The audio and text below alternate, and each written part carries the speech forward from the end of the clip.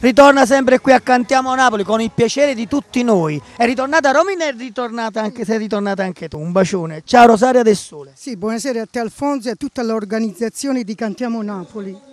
E anche Romy. Saluto e auguri per che cosa? Femminuccia, grazie.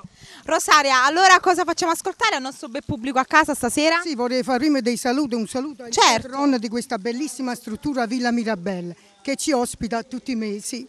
Beh, sempre i miei soliti brani, ripresenterò sempre Figli e nipote e Tra moglie e marito, arrangiate dal grande maestro Alberto Costa, gli autori Massimo Arcielli e Giuseppe Turco. Come vogliamo dire, tra moglie e marito, non mettere il dito, lo vogliamo ricordare un po' a chi ci segue da casa. Sì, che a tutte le coppie, che non, esatto. Le coppie, poi quelli là che non si devono intromettere. Soprattutto. Le coppie.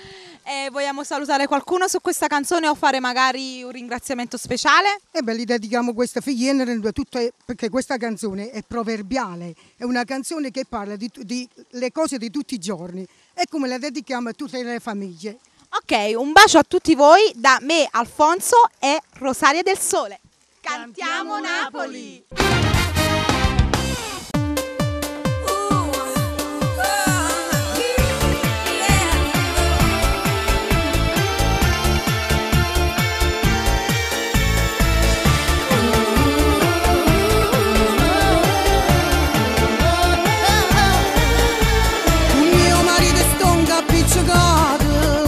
E figli ma pure se ne chiude e sono rimasto solo in questa casa o mondo in quale me è caduto già cioè davanti serve tutto quanto ma mi sono stancato veramente faccia piglia che ammazza tutto quanto si mano volevata torna a me figli e rendo puro rispetto se è perduto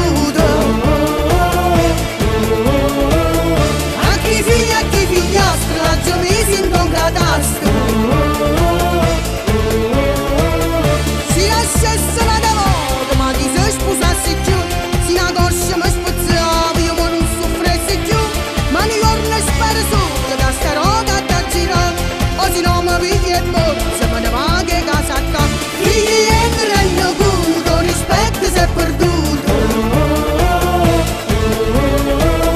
i tanti che non ti sbaglia solo questa è la verità